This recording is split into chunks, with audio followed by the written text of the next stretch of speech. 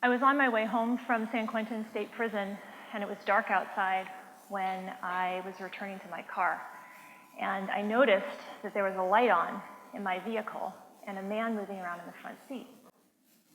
When I realized I was being robbed, I felt so violated. My first instinct was to go right this wrong, but my heart stopped for a second, and I slowed down as I moved towards my car because I was so afraid of what the stranger inside might do. I begged the next guy I saw to help me, and together we pulled open my car door, and this young, scruffy, 20-something-year-old guy fell out on the pavement. He looked terrified. I was terrified. I was shaking so badly I couldn't even dial 911. I screamed at that guy helping me to call the police. But even as he did, I realized they were not going to be any help to me that night. For the last 8 years, I've been developing a program for the incarcerated using something called the Enneagram. The Enneagram is my favorite self-awareness tool. You might say that there is a stranger inside all of us. The Enneagram is a psychological system. It helps us to get to know ourselves and why we do the things that we do, that we all have deeply ingrained patterns, cognitive, emotional, and behavioral ones that we use to survive our childhoods. The Enneagram says that there are 9 of these survival strategies, and we call them personality. I felt my fury at what was happening to me in the parking lot, but oddly, I also felt like I should know better. I identify with type 1, the perfectionist reformer, whose moral compass comes from anger, which is an emotion I suppress, even though anger tells us what we want, what we need, what's fair, and what is right. A lot of people think that the folks in prison must be full of rage, and a lot of them are, but I have my own anger issues, and they are what compelled me to go teach there in the first place. In our program, I explain that we come by our personalities innocently, doing what we believe we needed to do in order to survive, to feel safe and secure, to have our autonomy, and to stay connected to the people who kept us alive when we were little. And the skill sets that we develop seem to work, so we repeat them. But eventually, these habits start to feel like an identity, like they're just who we are. What was fascinating to me that night in the parking lot was that even though I was absolutely enraged, I was also aware of another quite okay part of me, like an innocent bystander, just kind of watching myself as I was just about to lay into this man who actually seemed pretty harmless, even to me. I'm very aware of this inner observer because the calm in her is so much in contrast to the emotion that I'm having. So suddenly I'm watching this guy and my reactions to him quite beside myself, as if there's like 3 of us. In 2012, I founded a nonprofit called Enneagram Prison Project. In our program, we teach that the key to change lies not just in knowing right from wrong, but in knowing ourselves. Self-knowing comes from an ability to observe our thoughts long enough to put a pause between the trigger and our automatic reactions to it. We have plenty of free will, but as one of our advisors, Dr. Gabor Mate, has been known to say, most of us have hardly any free won't. My self-observations that night were running several seconds behind my immediate reactions to that man. A good part of me was still in survival mode myself as I unleashed on this total stranger just inches from my face as I demanded that he empty the backpack! Put everything on the ground! And I became a cop, and I felt entitled to my rage. But I felt bad too, because I have known for so long where my anger comes from.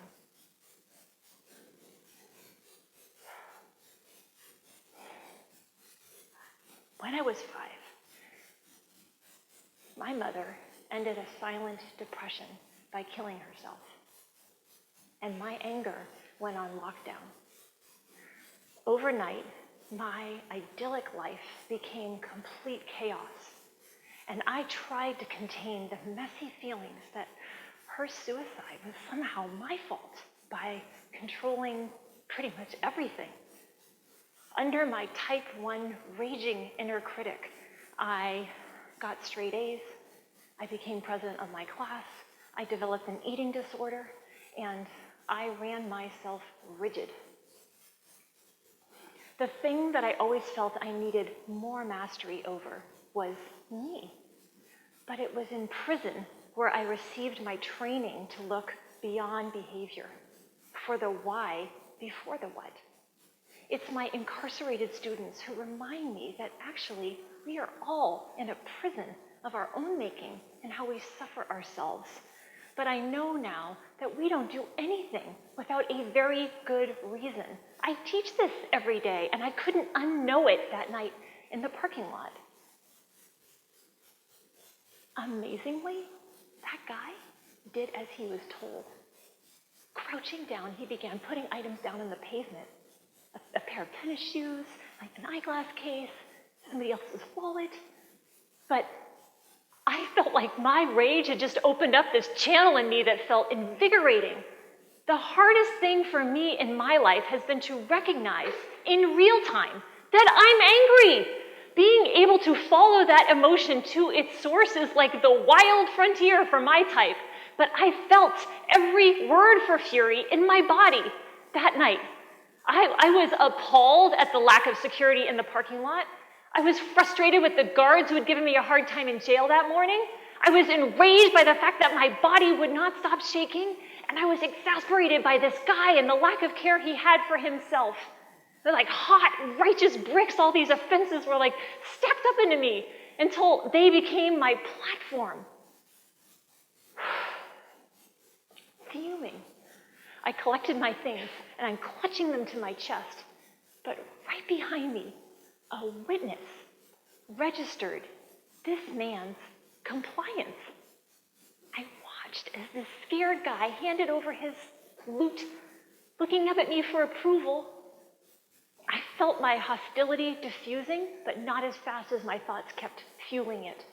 I still felt totally indignant, but I felt sorry for his lack of savvy and for my own superiority as I watched myself look down on this person.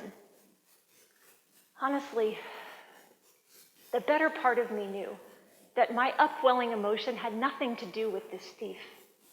More than anything, I was pissed at how many years it has taken me to find self-worth enough to put a convincing voice to it. For years, I have awakened from dreams in which, though someone was harming me, I did not speak up. In my life, I have sought out abusive relationships. I have edited my own voice.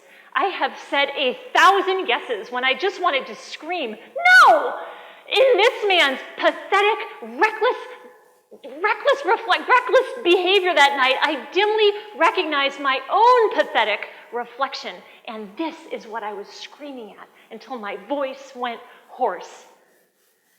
And where the hell were the police? As if reading my mind, that guy reaches into his backpack and he pulls out a plastic bag of weed. Here he goes, take this. I understood his barter, his contraband for my hopeful pardon. I was gaining on my reactivity, but I could not catch up. I don't want your drugs! I screamed at him, shunning his bribe. And then I reached into his backpack thinking I'd gain a few more seconds. But as I did, he jumped up and he grabbed it and he goes, now you're stealing my stuff! He was accusing me? I felt that accusation shift things so far beyond surreal, I actually took a step back and I considered this person with just a little more presence. The poet, David White, says, anger is the deepest form of compassion for another, for the world, for the self, for a person. Anger, he says, is the purest form of care. I felt something in me shift, like my inner observer scooted over for the rest of us. And I tried to imagine my robber's indignation to what I could only imagine to be its source. What happened to you? I wondered. Each month, our students pour out heartbreaking biographies for us. Pages and pages of third-person narratives written with little prison-issued pencils of childhoods so horrific. I have sometimes literally retched in reading them. Without exception, those who have committed the worst crimes are the ones who have suffered unspeakable cruelties done to them as small children. I knew that the guy in front of me did not start out desperately thieving. He learned it. But why?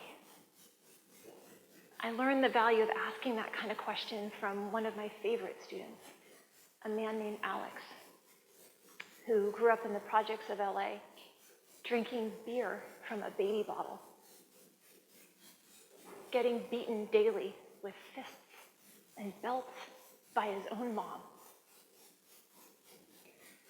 Alex was forced to go retrieve stolen groceries from neighborhood bullies who were adults. He was forced, really, to choose between betraying his own mother and betraying his own gentle sensibilities. He learned to sleep with a baseball bat to protect himself from the unpredictable, violent attacks of his mom. He was a full-blown alcoholic before he was 5.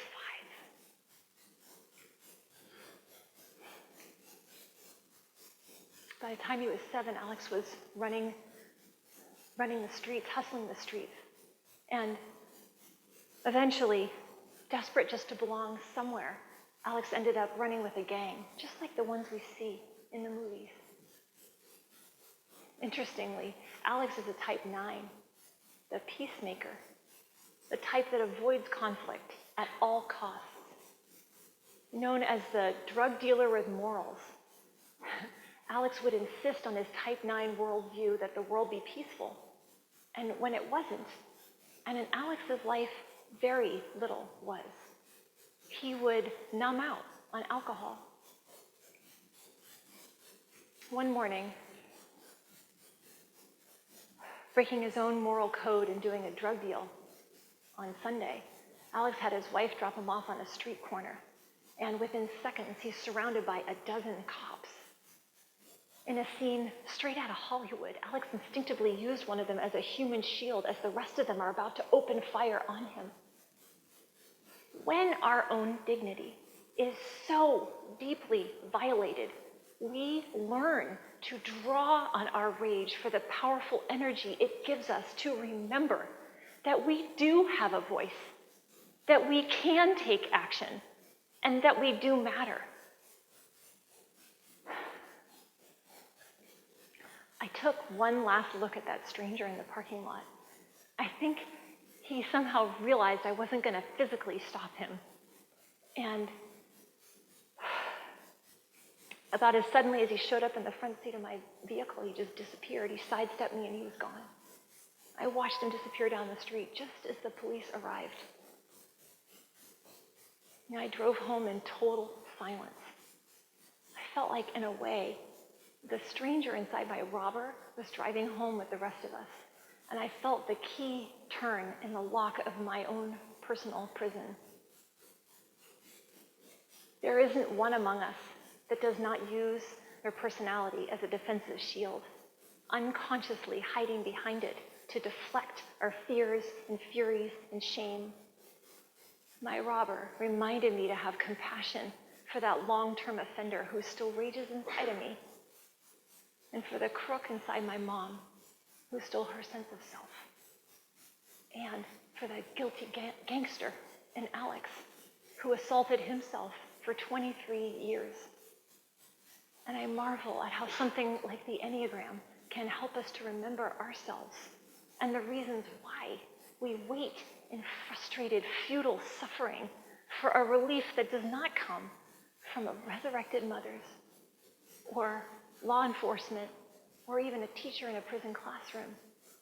It comes suddenly and surprisingly in a stolen moment by stopping to get present enough to connect to the stranger inside, the stranger inside of all of us. Thank you.